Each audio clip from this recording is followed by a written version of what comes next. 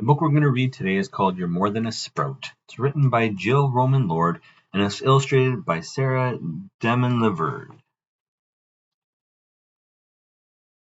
The bamboo seed drifted, enjoying the view above a grand village of Bin-Binkaboo. He drifted past cabins and boats on a pond, viewed mountains of shade trees a little beyond. He heard in the distance some whistling flutes, with laughter of children and singing and hoots.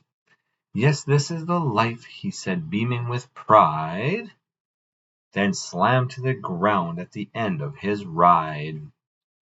"This just can't be true, I say this is not fair. I love my fantastic life floating through air." Alas, the young lad could do nothing but sit. The stuck bamboo seed did not like it one bit.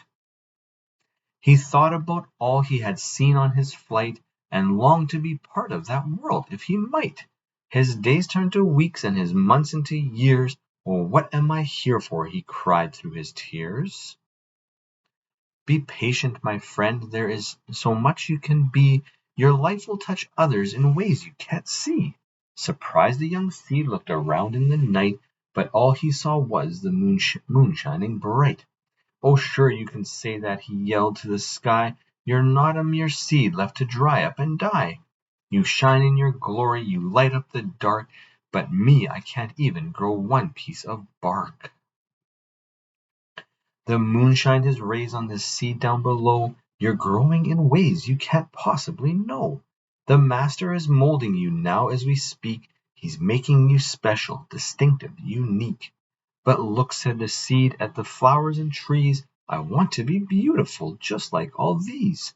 He let out a mumble and grumble and whine, then noticed he'd made a long root-looking vine. "Oh, I see," the bamboo sprout said as he frowned. "While other plants flourish, I grow in the ground. Be patient, my friend, your own growth will take time. But soon," the moon said, "you will take off and climb." The bamboo sprout pondered and pouted and sat, and wondered just what the moon meant by all that.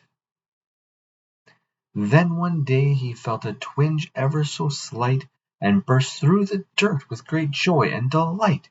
He rocketed straight up, propelled to the sky, with power and strength that he could not deny.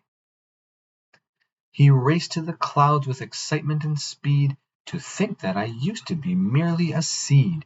Within a few months his growth slowed to a stop.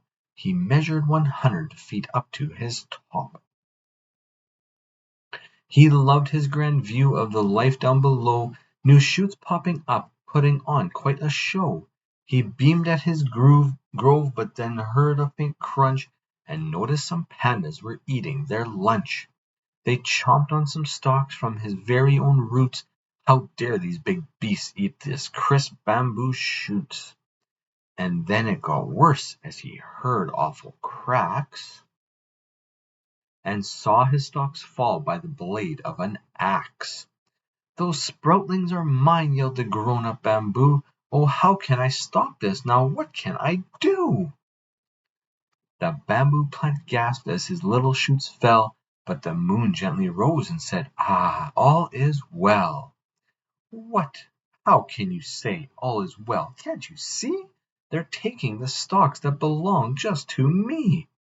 "But now," said the moon, "your own dream has come true. You're part of the sights that you saw when you flew." The moon then continued, "You must understand that now you have grown to be part of that land. You're more than a sprout, you're the boat on the pond, the shade on that mountain a little beyond. Your flutes that you heard in the distance that day, the ones that brought laughter you heard on your way. You see, you're the cabins that keep out the heat, your medicine, tea, and the food creatures eat. You nourish the pandas so they too can grow. You touch more lives now than you ever will know." The bamboo smiled and said, "I had it wrong. The master was strengthening me all along. In his perfect timing he gave what I need to sprout and to flourish, to share and succeed. I know I have purpose, I know I have worth. I'm part of the Master's great plan on this earth. Ah, yes, all is well, he proclaimed without doubt, for this is the life. I'm much more than a sprout.